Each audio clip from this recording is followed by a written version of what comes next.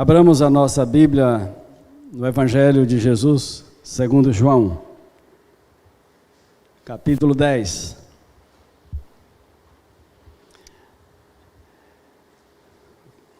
O texto é grande, né?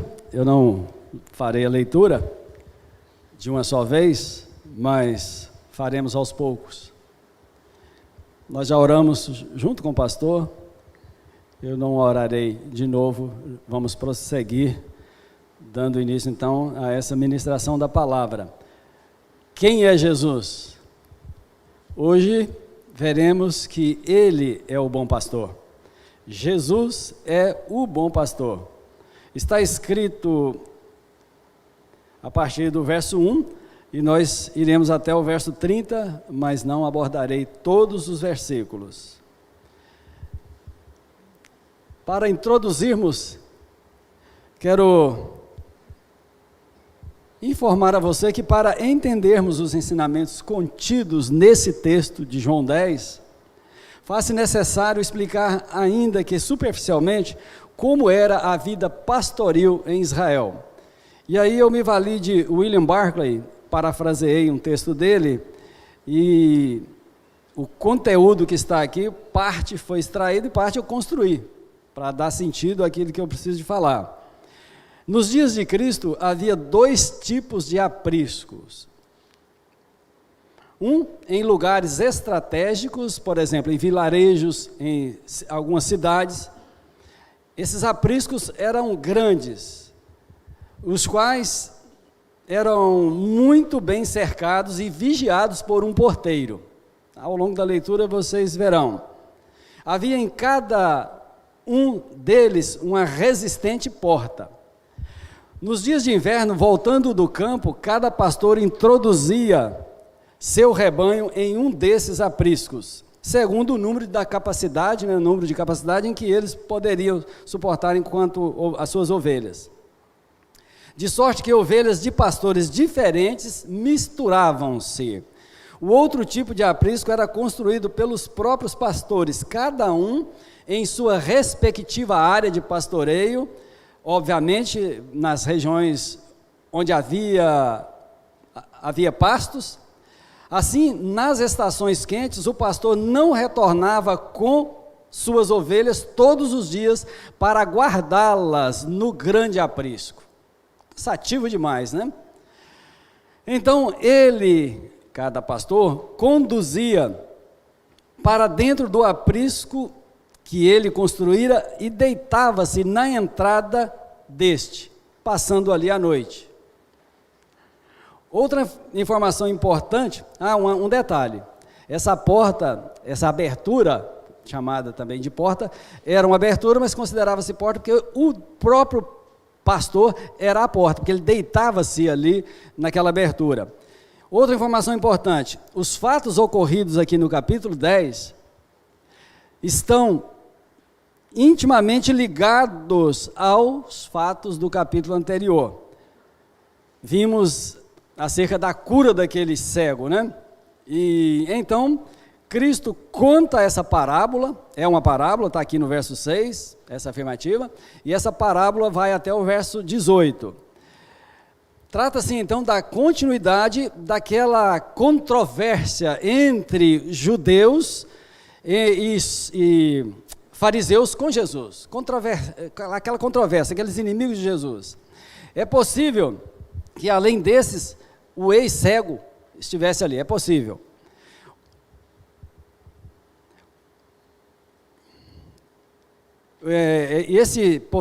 Se esse cego estava ali, é possível, e então o bom pastor restaurara a sua vista, restaurara a sua visão e abriu, isso aqui é importante, os ouvidos espirituais para que crescem em Jesus. Então, posto isso, vamos ao tema. Claro que nós não temos condições nenhuma para responder acerca de quem é Jesus. Cantamos várias expressões, várias referências a Ele, mas é muito mais. Mas em primeiro lugar, Jesus, o bom pastor, é a porta das ovelhas. Acompanhem comigo os versos 1 e 2. Em verdade vos digo, o que não entra pela porta no aprisco das ovelhas, mas sobe por outra parte, esse é ladrão e salteador. Aquele, porém, que entra pela porta, esse é o pastor das ovelhas.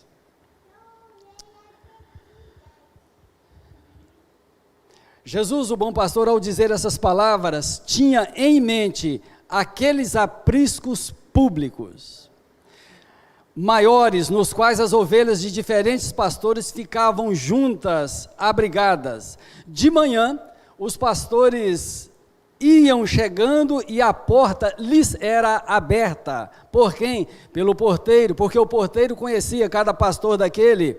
Então ele abria a porta e esses pastores adentravam o aprisco, e ao entrar pela porta no aprisco das ovelhas, conforme está aqui no verso 1, o bom pastor, então, é específico. Agora no verso 7, aqui esses pastores entram no aprisco, vários pastores, para retirar de lá as suas ovelhas. Agora, vejam comigo o verso 7, Jesus, pois, lhes afirmou de novo, em verdade vos digo, eu sou a porta das ovelhas. Notem que o bom pastor aqui é específico, eu sou a, artigo, definido, feminino, singular, porta das ovelhas, específica também, das. Era a porta bem especificada ali por Cristo. Por um lado, nos apriscos públicos havia ovelhas de diferentes pastores.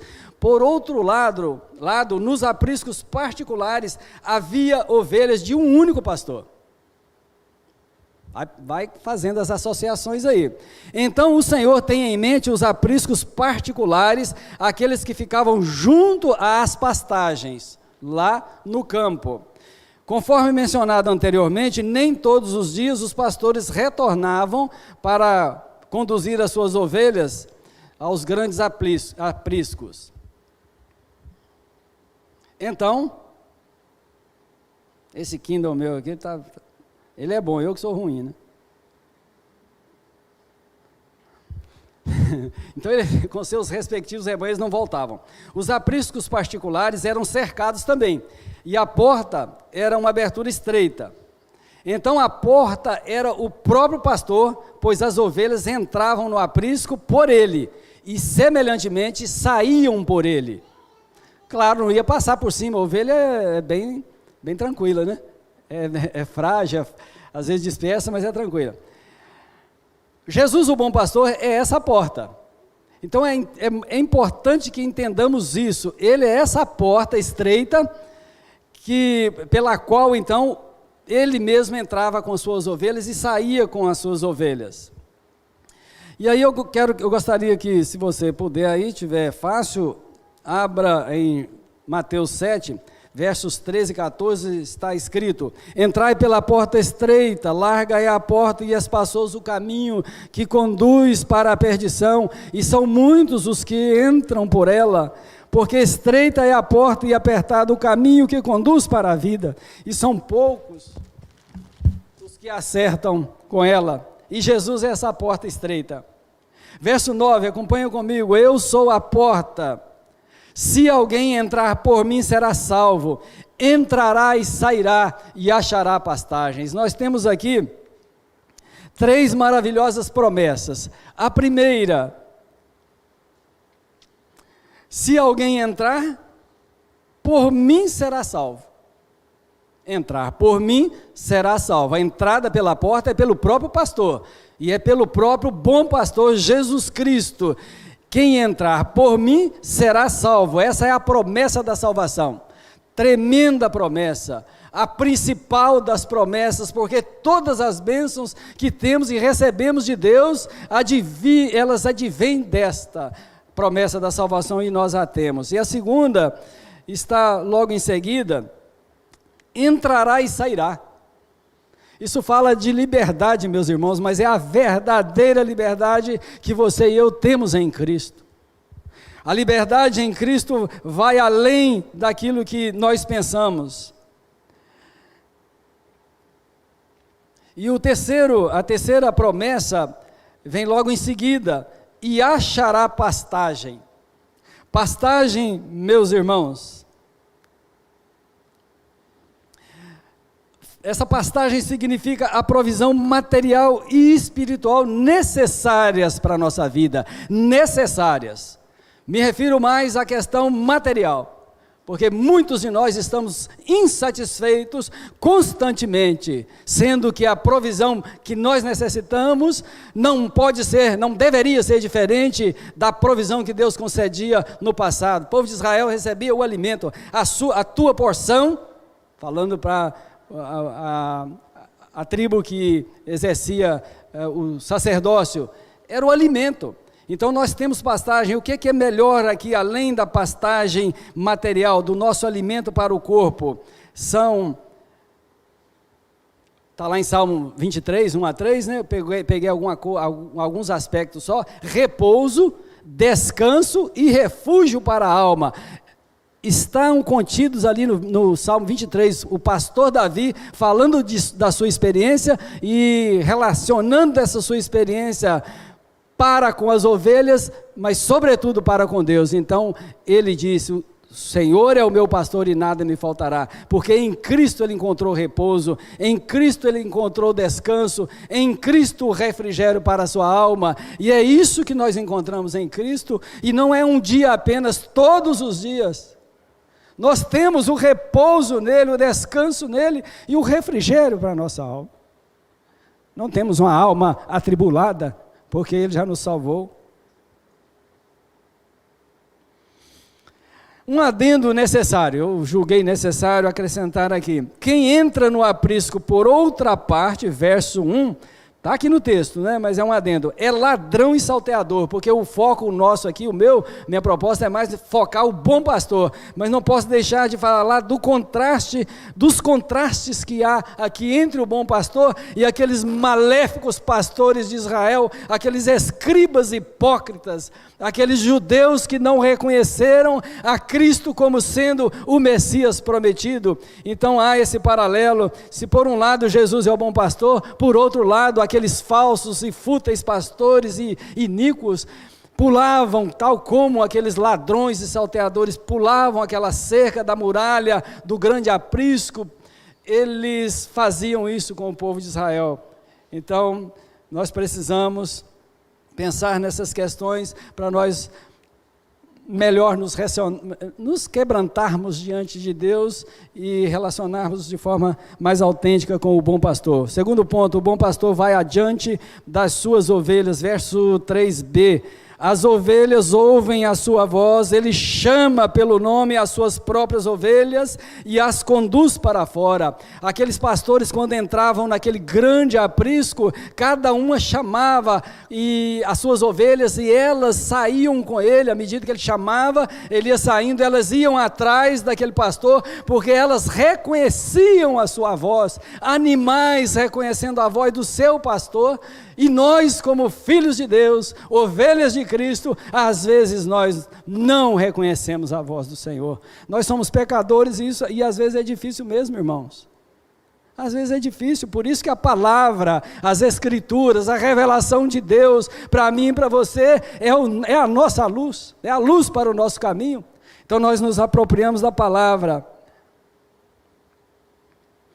E ao tirar aquele pastor, respectivos pastores, tirando as suas ovelhas, mediante esse chamamento, mediante o reconhecimento da voz, elas vinham para fora seguindo-o.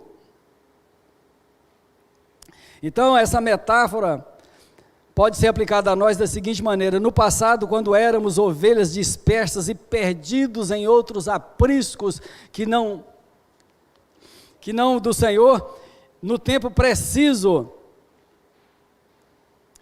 o bom pastor, tendo removido os entulhos dos nossos ouvidos que nos atrapalhavam a ouvir a sua voz. Quantas vezes eu ouvi pregações e nada que eu digo, porque quando eu comecei a visitar a igreja presbiteriana em bairro de Fátima, eu parei de ir, falei: não vou voltar porque eu não sinto nada. Eu sei que a palavra está sendo pregada, mas o meu coração era duro. Havia nos meus ouvidos esses entulhos que não permitiam eu ouvir a voz do Senhor. Aí você pode asseverar, não, mas é pelo coração. Bom, ouvidos fechados, tapados. Mas o Senhor disse, está aí, nos diz aqui no versículo 16, parte A, o seguinte: ainda tenho outras ovelhas, não deste aprisco. Quando eu falei da metáfora, é para aplicar aqui. Nós estávamos por aí, mas o Senhor, tendo em vista o que ele acabara de dizer, está aqui, ele está dizendo ainda: tenho outras ovelhas, de outros apriscos, você e eu éramos esses, de outros apriscos deste mundo, apriscos do inimigo da nossa alma, o grande conspirador contra Deus, que é Satanás. Mas ainda que você e eu tenhamos nascido no Brasil, uma pátria distante daquela época, quando se pregava o Evangelho ali em Jerusalém, em todo o mundo da época, porque Paulo foi esse desbravador, outras pessoas estavam, não no Brasil, porque há 500 anos, mas nós fomos alcançados por missionários que vieram para cá, porque o Senhor, o bom pastor, tinha-nos como ovelhas desses outros apriscos, para fazer parte do aprisco dele. E o resultado é que nós fomos alcançados, e nós fomos alcançados pela graça de Deus, mediante, como instrumentos, essas pessoas que vieram para cá. Ashbel Green Simonton, por exemplo, foi um deles, que foi o fundador da igreja presbiteriana. Então a responsabilidade, meus irmãos, de proclamar o Evangelho, eu pego isso aqui como olhando para essa questão do evangelismo, para que as pessoas ouçam a palavra, estou fazendo também esse adendo para dizer que você e eu, nós somos os responsáveis. A IPJC é responsável por proclamar a palavra, o Evangelho da salvação, proclamação. Nós tivemos aí um encontro, preparando aí nesse planejamento para missões, trabalhos missionários. Então nós precisamos nos comprometer com a pregação da palavra, a fim de que o bom pastor alcance outros. É claro que ele não precisa de mim, de você, mas ele conta comigo, ele conta com você, ele conta com nós. Terceiro ponto: o bom pastor dá a vida pelas ovelhas. Versos 11 e 15. Verso 11: eu sou o bom pastor. O bom pastor dá a vida pelas ovelhas. Verso 15: assim como o Pai me conhece a mim, e eu conheço o Pai, e dou a minha vida pelas ovelhas. O profeta Isaías já antevira isso. O profeta Isaías já havia dito a respeito disso. Desse bom pastor, ele fez referência. Depois, se você confere em casa, Isaías 53, e especificamente é o verso 7, e deixe-me buscar aqui, porque eu quero ler esse versículo. Isaías 53, 7. Está escrito, assim que eu encontrar: ele foi oprimido e humilhado, mas não abriu a boca, como cordeiro foi levado ao matadouro, e como ovelha muda perante os seus tosquiadores. Esse Jesus Cristo fora visto pelo profeta sobre essas circunstâncias. E aí, irmãos, o que a gente precisa de entender? Eu sei que você já sabe disso, mas é que ele, como ovelha muda, não abriu a boca. Ele não foi para a cruz esperneando, ele não foi para a cruz protestando, por exemplo, contra o Império Romano, ele não foi para a cruz protestando contra o sistema religioso da época, que era o judaísmo, embora aqueles fossem inimigos de Jesus, inimigos da cruz, inimigos do Evangelho. Ele não protestou, ele foi mesmo para a cruz, e foi voluntariamente. Ele não foi simplesmente porque fora julgado. Ele se entregou. Ele é claro, o bom pastor dá a vida pelas ovelhas. Ele deu a vida por nós, ovelhas dele, e essa vida que ele deu por nós continua válida para todos quantos crerem nele durante todo o tempo até que ele volte. Esse é o bom pastor. Ele entregou a si mesmo pelos nossos pecados, Gálatas 1:4a. Essa foi a finalidade para a qual o Cordeiro de Deus, o bom pastor, veio ao mundo. Ele veio com esse propósito de morrer no teu lugar, de morrer no meu lugar. E aí, irmãos,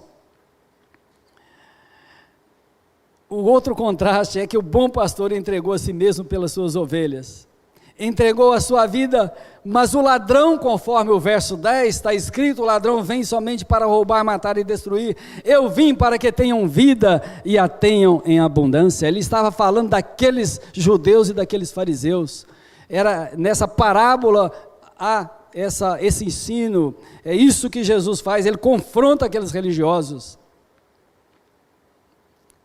Embora no verso 10, esse ladrão fosse ladrões mesmo, ladrões de ovelha, pulava lá e pegava, roubava, ele pode ser também aplicado no sentido de que Satanás é o inimigo, é o nosso inimigo, é o arqui-inimigo de Deus, mas em Cristo, com o bom pastor, seguindo o bom pastor, indo atrás e jamais à frente, nós temos o livramento dele. 3.3.2, Jesus, o bom pastor, deu sua vida sacrificialmente.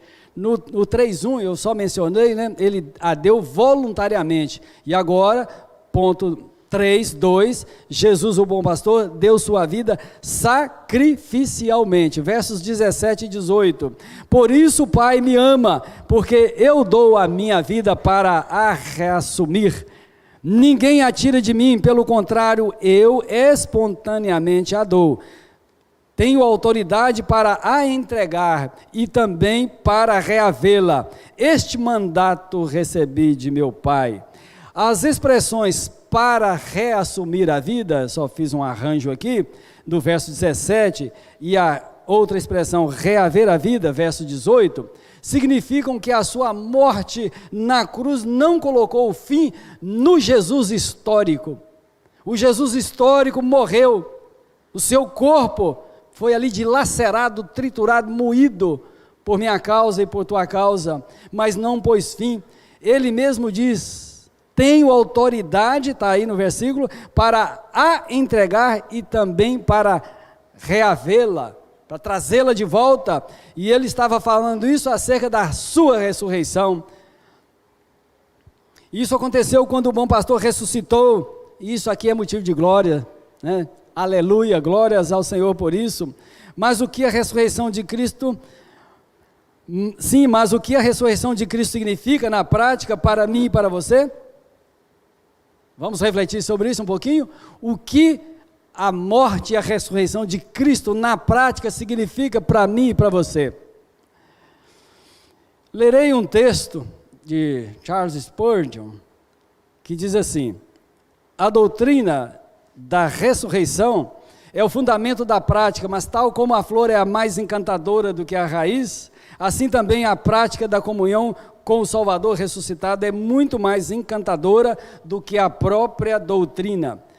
Eu te imploro, Spurgeon falando comigo, com você, ele como pregador da palavra, não se dê por satisfeito, embora você não possa, como os discípulos, vê-lo visivelmente, mesmo assim, eu te digo, para desejar ver Jesus Cristo com os olhos da fé, e embora não possa, como Maria Madalena, tocá-lo, mesmo assim você pode ter o privilégio de conversar com Ele. Pode ter, não, você e eu temos o privilégio de falar com o Senhor, com esse Jesus Cristo, esse bom pastor ressuscitado.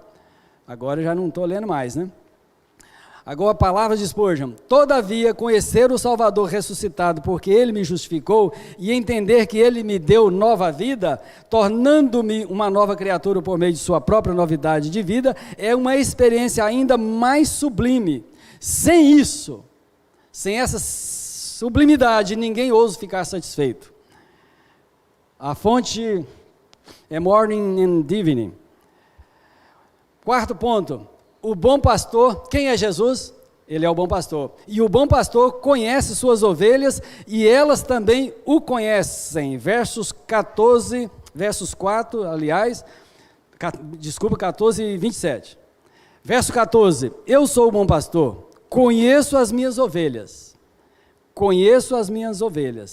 e elas me conhecem a mim. Verso 27, as minhas ovelhas ouvem a minha voz, eu as conheço, e elas me seguem. Eu as conheço, e elas me seguem. Que o bom pastor nos conhece, isso é óbvio. Só que nós devemos pensar nesse conhecer do bom pastor para conosco, entendendo que ele nos conheceu antes da fundação do mundo.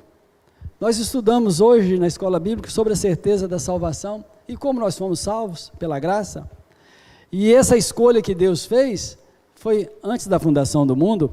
Então, o bom pastor nos conheceu antes da fundação do mundo, com aquele conhecimento que somente os eleitos, como eleitos, eram alvos desse conhecimento.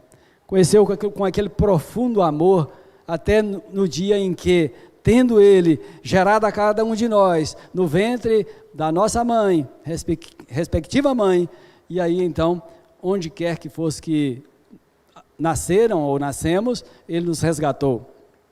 O Senhor nos conhece de forma plena.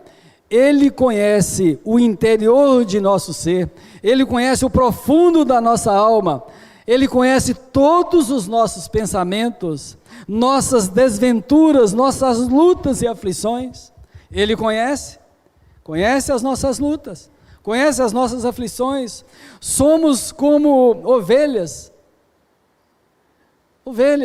portanto não temos habilidade para nos defender.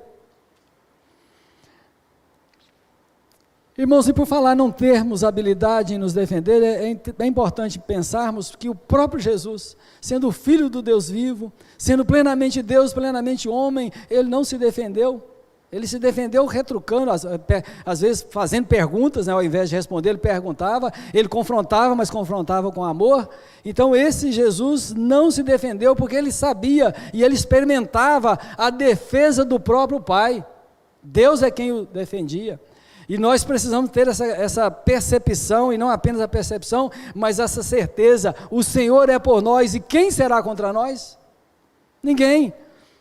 Não há problema, irmãos, nenhum no que fora dito agora, e ao contrário, estava falando da fragilidade, a nossa fragilidade nos leva a dependermos dEle, nos leva a humilharmos perante Ele, e não temos dúvida de que o Senhor nos conhece, mas a pergunta crucial é: eu o conheço, você o conhece? O conhecemos? Eu já vou responder que nenhum de nós conhece, tal como deveria conhecer.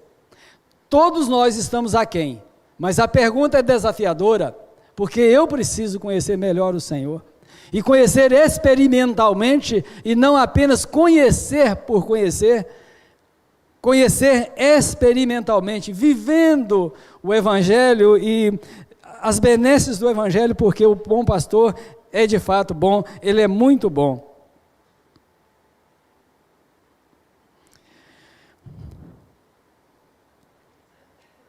Em quinto lugar, o bom pastor garante a vida eterna às suas ovelhas. Vejam comigo os versos 28 e 29.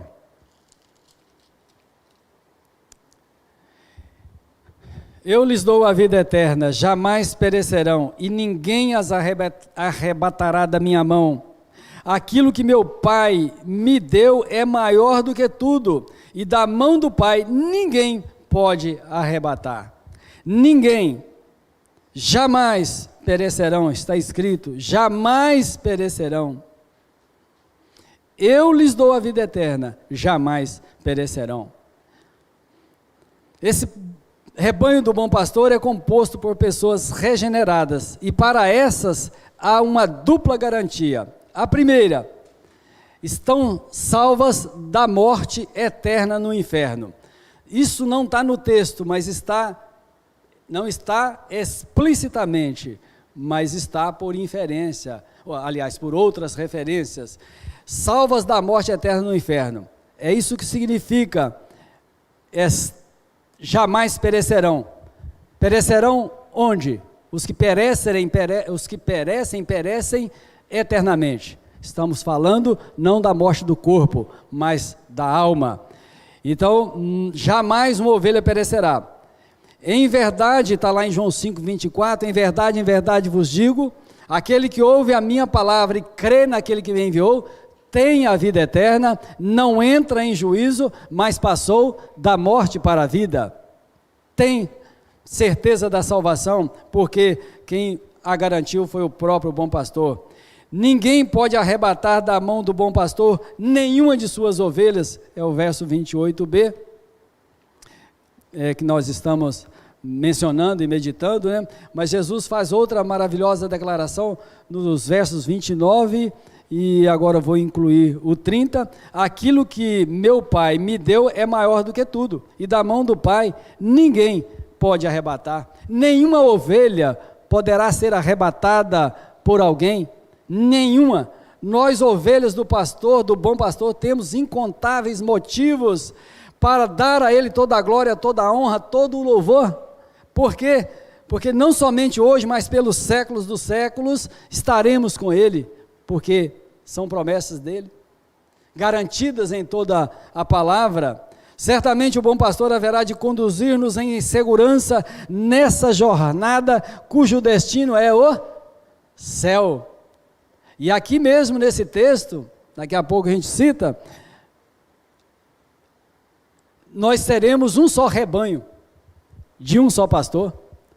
Irmãos, não tem nada mais precioso do que saber disso, do que ter a certeza de que o bom pastor cuida de nós, que o bom pastor nos alimenta, e a palavra é a nossa alimentação para o Espírito. Nós temos que comer mesmo a palavra.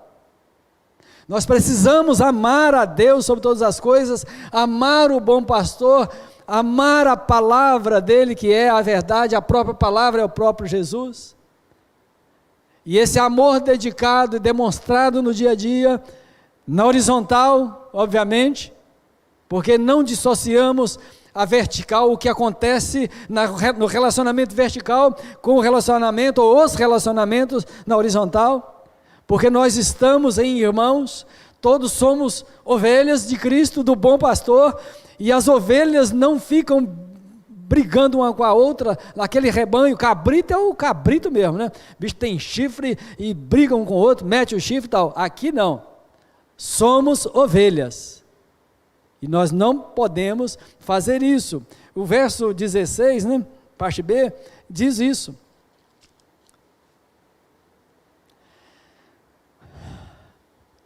Vou ler todo, ainda tenho outras ovelhas, já mencionamos, já discorremos acerca disso.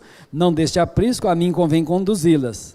Elas ouvirão a minha voz, então,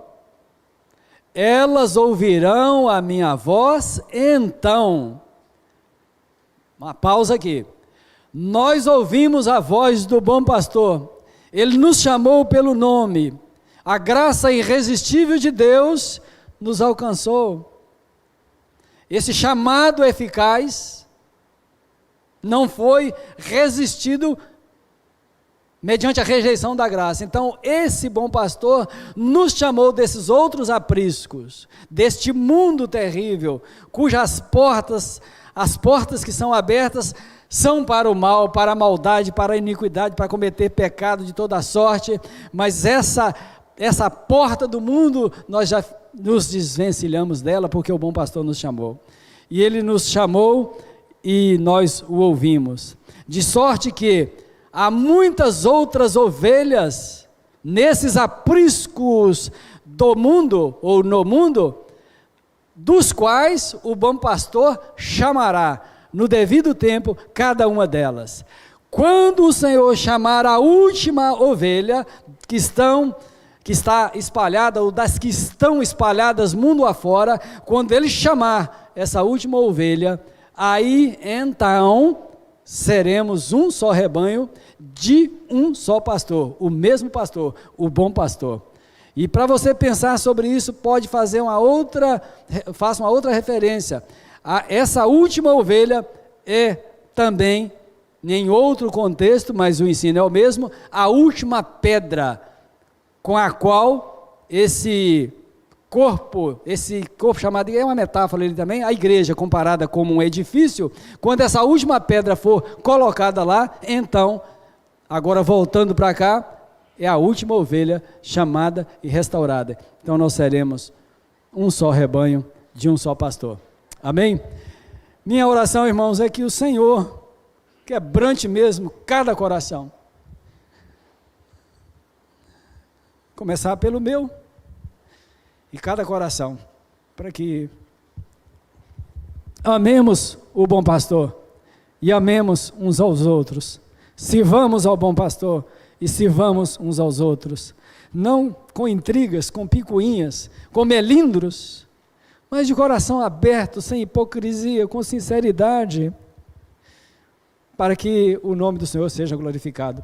Porque cantar aqui, louvar, às vezes pode ser uma coisa, mas eu creio que quando nós abrimos a nossa boca, quando abrimos como fizemos hoje, foi um louvor maravilhoso, porque está falando de Jesus, o nome maravilhoso, e aí, irmãos, nós somos alimentados, vamos porta fora depois, mas aquela porta, pense nela como uma porta pela qual, quando nós passarmos daqui a pouco, você esteja lembrando, eu estou seguindo atrás do meu bom pastor, o nosso Senhor Jesus. Amém?